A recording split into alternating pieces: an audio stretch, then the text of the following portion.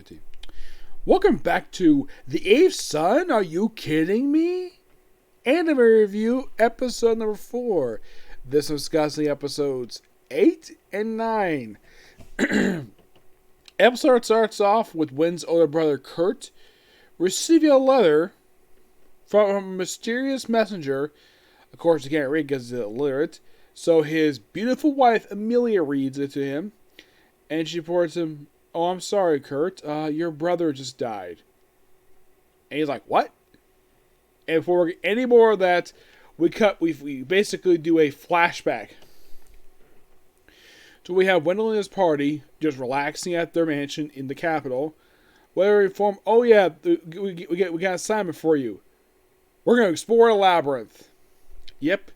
So they get there and everything's all hunky dory for a while. And then they're attacked. Then they go to their room and they're attacked by freaking golems. Like a whole army of them. My gosh, it was like a lot of these things. And this went on for almost the entire episode. Like endless golems. And also Eloise who's here. This is probably her first mission part of the party. And she basically is doing a lot of healing. She has to work to heal herself and to give more power to heal people. And this lasts for quite a while. Burkhardt is just here because even though he's retired, he's temporarily reactivated as an adventurer. So then they get toward the end of this thing, and they come across a freaking dragon. Well, a dragon golem. And thanks to combined power of Wendelin, Eloise, and Burkhardt, they defeat the dragon, and the golems are defeated. And of course, basically, they get back to the capital. Of course, they're also hearing rumors about about Wendelin being dead. Yeah, spread by this mysterious guy, which I'll explain who he is soon. And I will explain who this guy is. So Wendelin's group are awarded 2 million pieces of gold apiece, which combined for the 5 is 10 million. Of course, basically, it's considered too much. They gave all the money to Wendelin.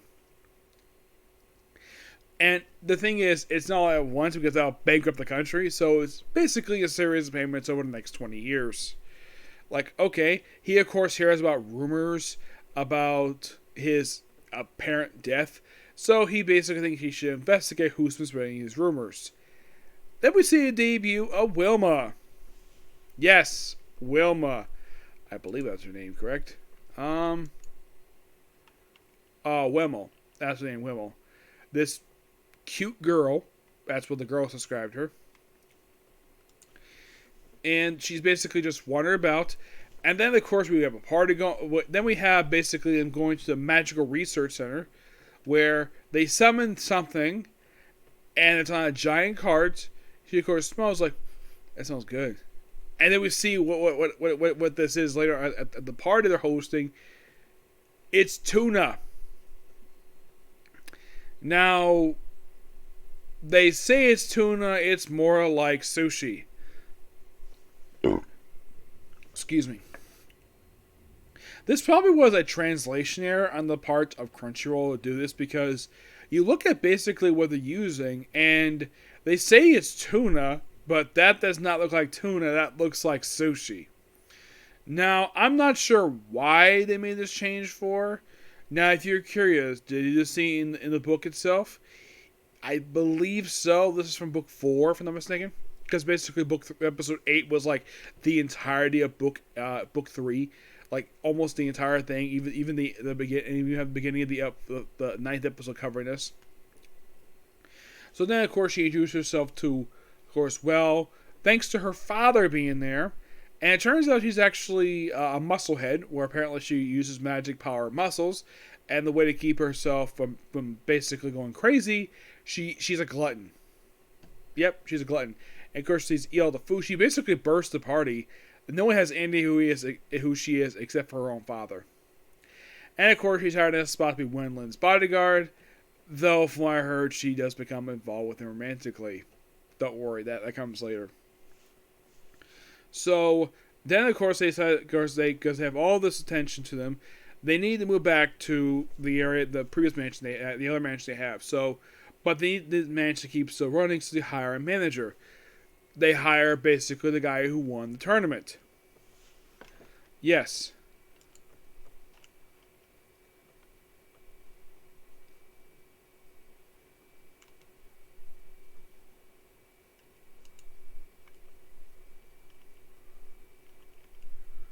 what is this guy's name? Well, Artemis himself. Artemis, when he comes back here.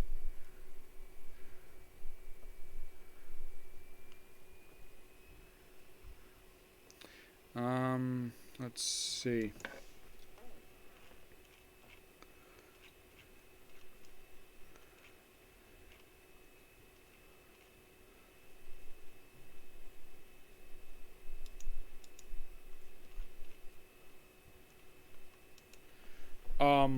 Roderick. He's very much, but is more calm right now. He's not exactly like, let's say, annoying people per se.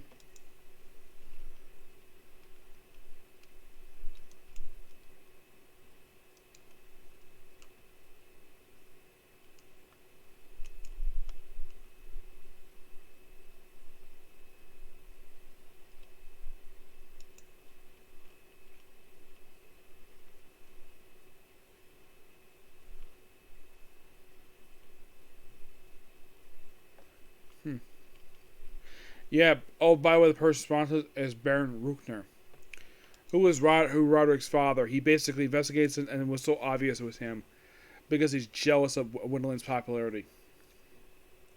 So they get to basically him off their trail, leave him alone. He spreads a false rumor about him, and he's summoned before the king. So don't have to him anymore.